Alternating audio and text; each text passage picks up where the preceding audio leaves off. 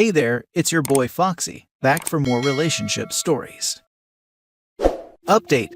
My mom took my cheating ex-girlfriend's side over mine, and I can never forgive her.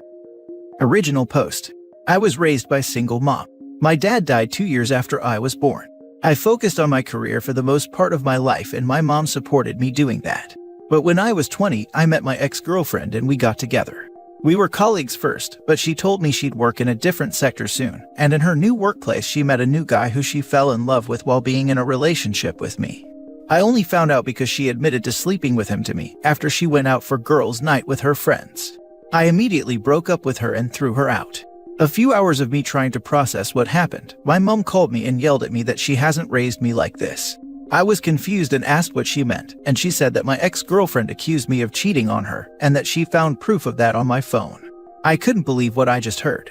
I tried to talk to my mother, telling her that the exact opposite is true and that she has cheated on me, but she didn't believe me. Part of the reason is probably because she and my mom truly liked each other.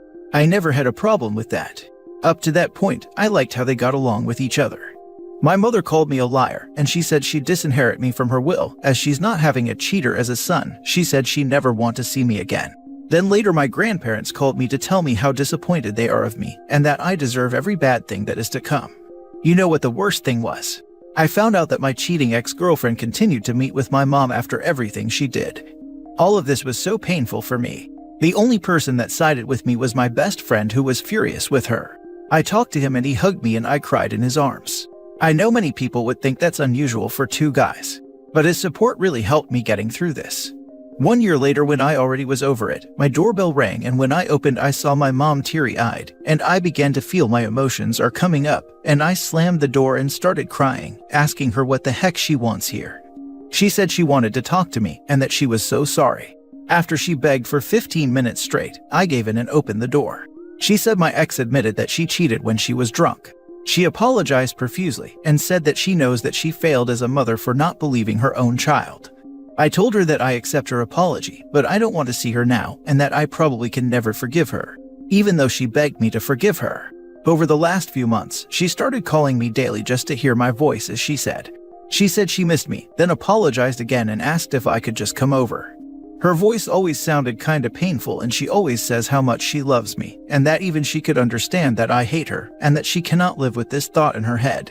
I don't even hate her, I still love her. She is still my mom, but the trust is broken.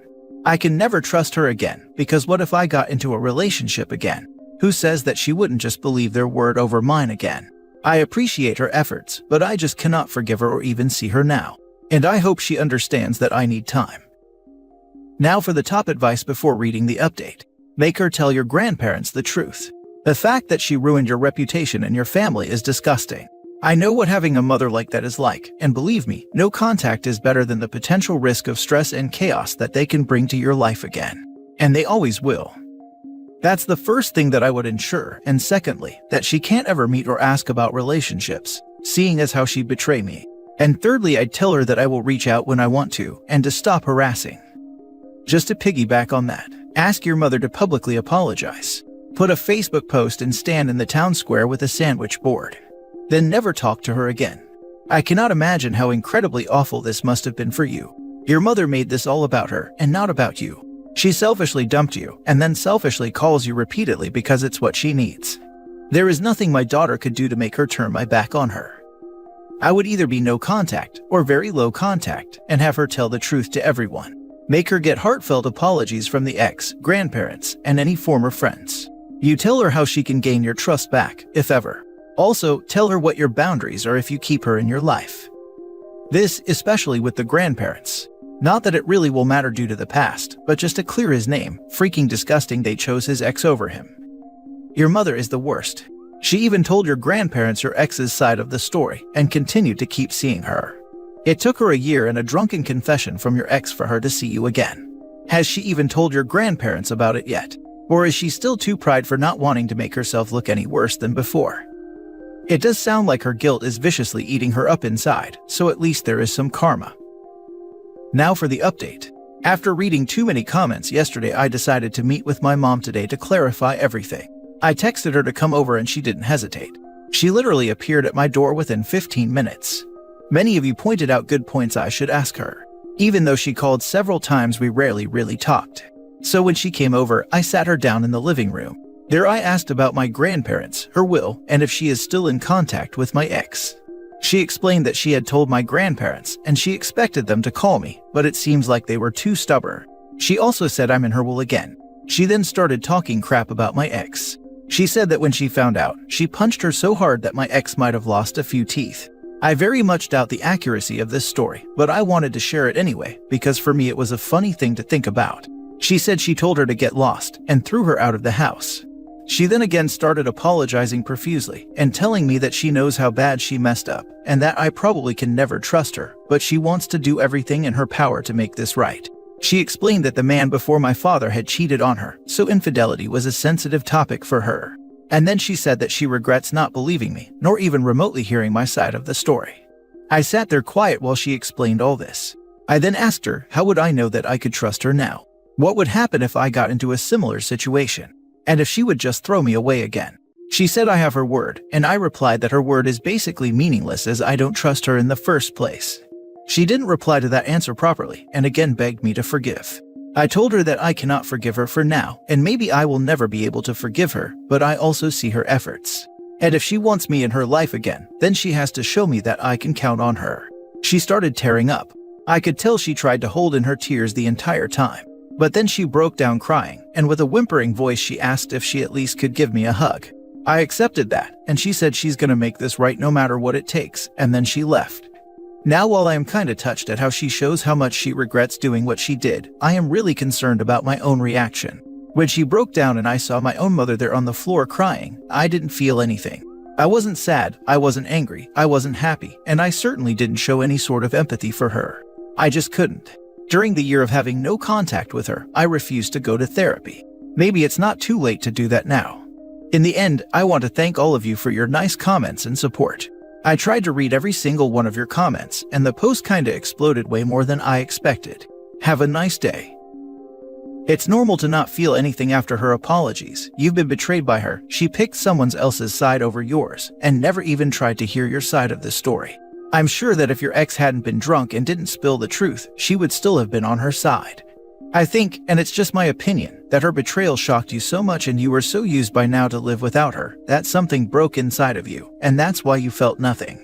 But I think that you should probably give a try to therapy because you might have bottled a lot of things and you need to talk about it, evacuate it to maybe start to feel better. You don't have to forgive your mother even though she begs and cry. And with what she did to you and how she picked your ex over you, her own child, I don't think that you could ever trust her. She broke it and she have to live with the consequence of her own choices. Don't feel bad, OP, and I hope everything will goes well for you in the future.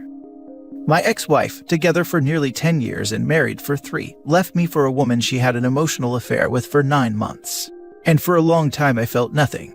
Wasn't hungry, wasn't tired, wasn't angry. I would get sad on occasion, but mostly I felt empty and void of feelings.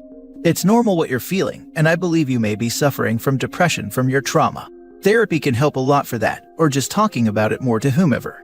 I can't help but think you're already in the initial phases of healing, because you're aware of your feelings and can recognize you don't feel like you would normally. However, you decide to continue your mental health journey. I wish you the best. If there's anything I've learned in the past couple of years, is that life is short.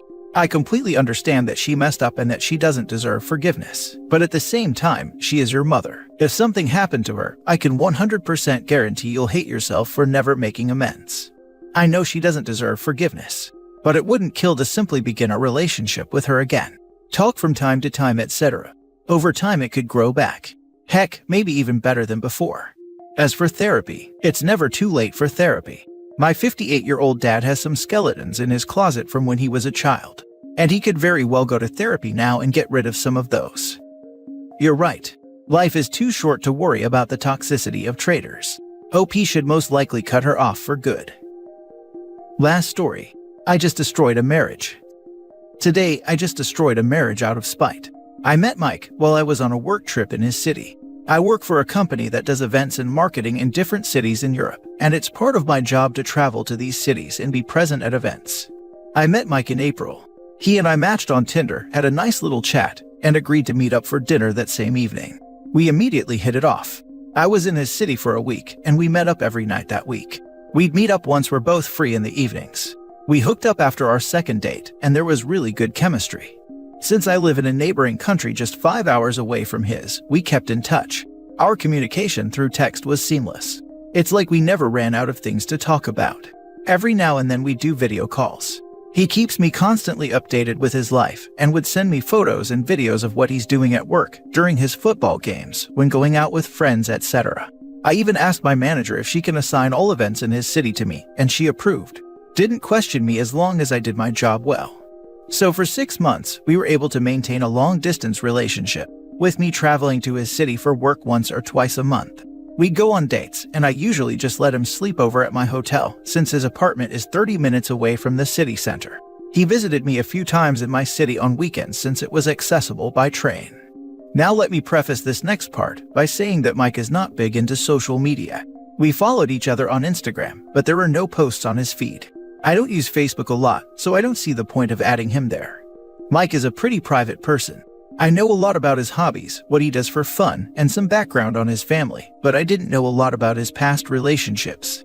I open up to him about mine, but I never obligated him to tell me his. One time, I got curious and did a little snooping on Facebook. When I searched for his name, I saw a woman with the same last name tagging him in a life event saying they got engaged. I did more snooping this time on Instagram, and that's when I found out.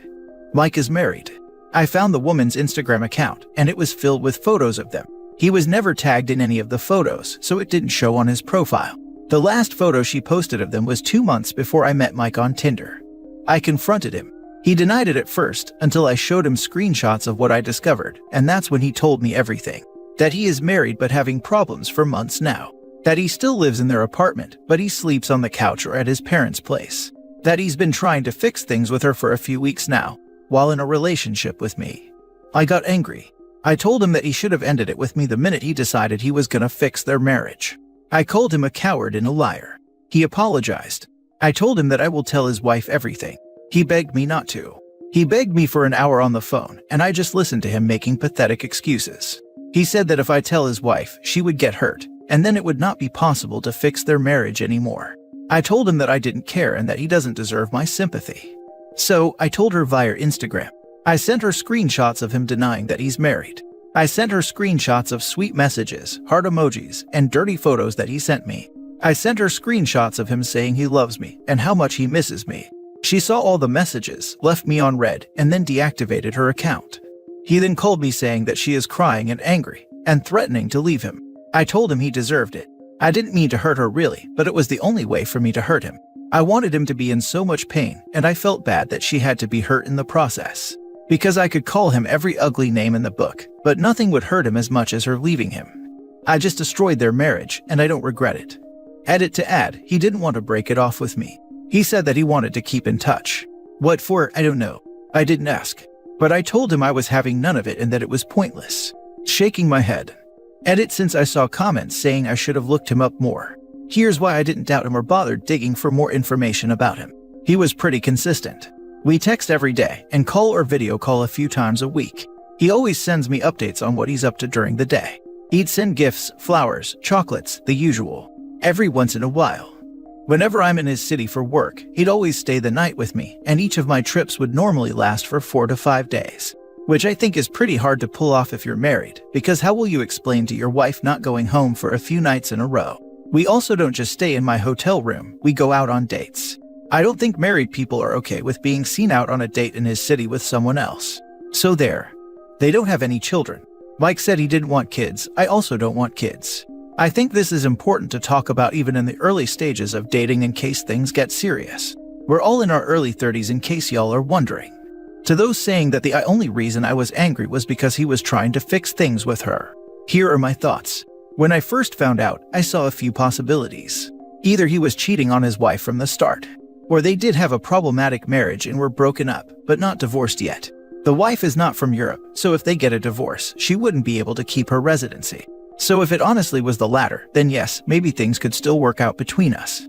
Because people going through a divorce are allowed to date as long as the other person knows. He said that they did broke things off, but are still living together, which is why he managed to sleep over for consecutive nights whenever I was visiting. And that it was a few weeks ago when he decided he wanted to fix things with her. Of course, I was mad that he strung me along longer instead of just giving me an out. Now for the top comments. You didn't destroy his marriage. Mike did it himself. When I read they met on Tinder, nothing is on her anymore. He destroyed his marriage. Please do not entertain him at all if he comes crawling to you after his wife leaves. If she leaves. I already blocked him and unmatched on Tinder. Just be prepared that their marriage is not destroyed. They'll probably stay together regardless. You just keep to yourself and live your life. That's what happened when I exposed my ex and the married father she was having an affair with to his wife. No regrets about telling her, and I was really disappointed in my ex. As far as I know, the dirtbag and the wife are still together, but at least she knows. Whatever the aftermath, it's none of my business as I know neither of them. I think it's very normal actually for people to not break up, mostly in a marriage and mostly with kids. For the simple reason that it's way more convenient and logical to stay with your partner, mostly if you have kids, and just open the relationship and make it an open marriage. Even Adam Levine's wife was okay with the cheating, but she was annoyed that it went public. I'd say many relationships don't have divorces. If it was me, I'd probably do the same. If I didn't have enough money, I'd stay with my husband. I wouldn't sleep with him, and I'd just go and sleep around, or even find me another serious relationship with a man. If I had enough money to pay for a whole house all by myself, maintain my kids and everything, then I'd probably get divorced.